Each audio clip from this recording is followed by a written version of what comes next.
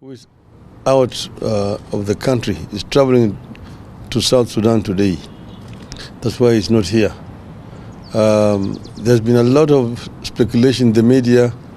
Azimio is splitting. Azimio is convening meetings which have not been held, and so on and so forth. That is all trash, media propaganda. So we have got a statement which is going to be read here by Honorable Eugene Wamalwa and Madam Martha Karua. Eugene. Thank you.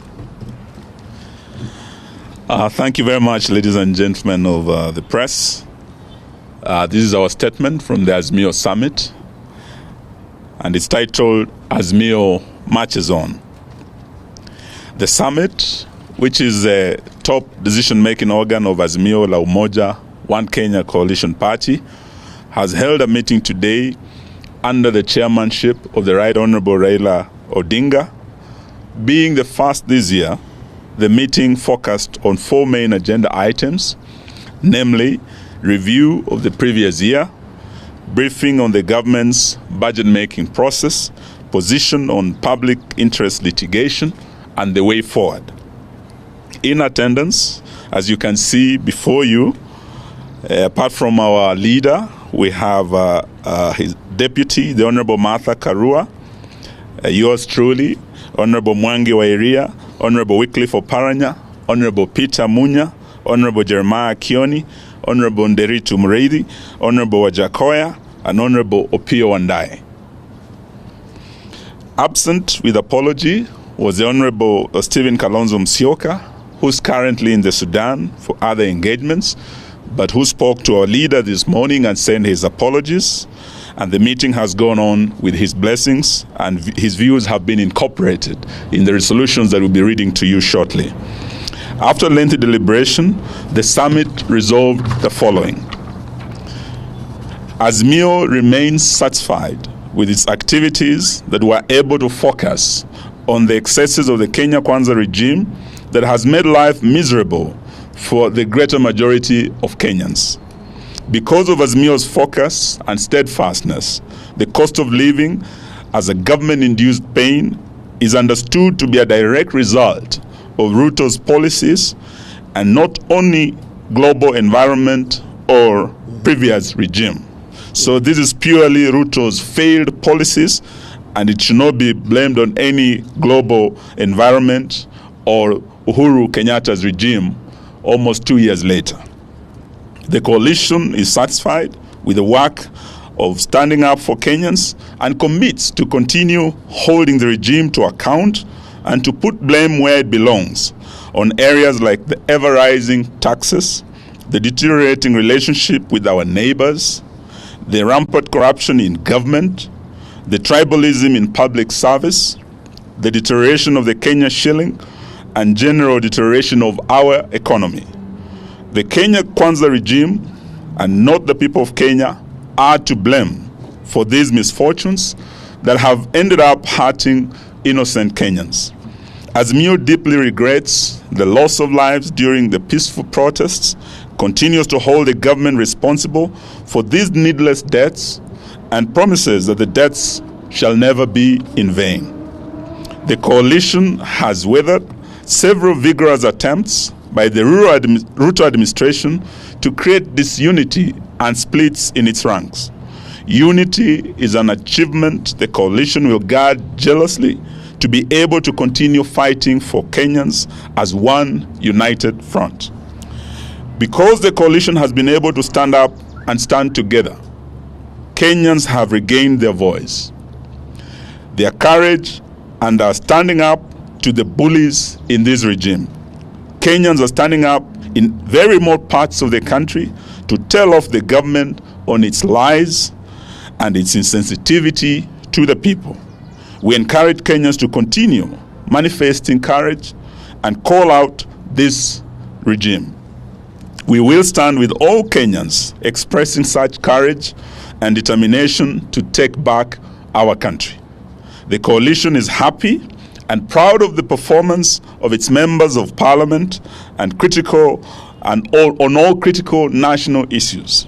When it has mattered, even where the members have been outnumbered, they have expressed themselves clearly and candidly on such issues as the Finance Act 2023, and Kenyans will remember that there were 88 loyal members of Azimio who stood with them, and there were 176 who voted yes, and that is why they are suffering today.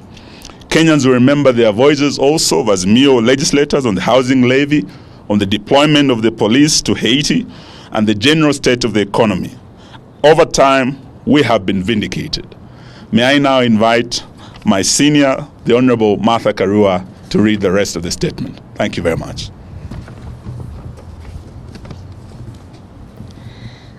The summit had a robust discussion on strengthening Azimio and its constituent parties. The coalition partners have been able to agree on fundamental strategies and tactical positions. We agreed that the coalition is only as strong as its constituent parties. The summit, therefore, reaffirmed its commitment to the renewal and strengthening of all the constituent parties through various activities, including members' recruitment drives, delegates' conferences, PGs, and NEC meetings. All constituent parties have committed to pursuing a common program of action that addresses the challenges the country is going through, and that also help to advance and defend the gains of democracy. Azimio remains one and is here to stay, committed to shared values that include accountability, integrity, public participation, good governance, respect for the Constitution and rule of law, social justice, and non-discrimination. On public litigation, the summit agrees that the cases coming up under public interest litigation address fundamental concerns in which Kenyans feel overlooked, mistreated, and ignored by a regime steeped in impunity and unilateral actions. Some of the cases include the Jubilee Party case and the ruling by the Speaker of the National Assembly forming multiple parliamentary groups within this particular political party, that is Jubilee. This is a real threat to the foundations of our attempts to create a strong multi-party democracy. It threatens to return Kenya to a single-party era. The housing levy is a threat to livelihoods and incomes in the same way the plan to unilaterally sell public assets without the participation of the owners who are the people of Kenya. We will stand in solidarity with the petitioners in the public interest litigation cases on these issues. Azimio stands for the rule of law and supports the need for an independent and professional judiciary.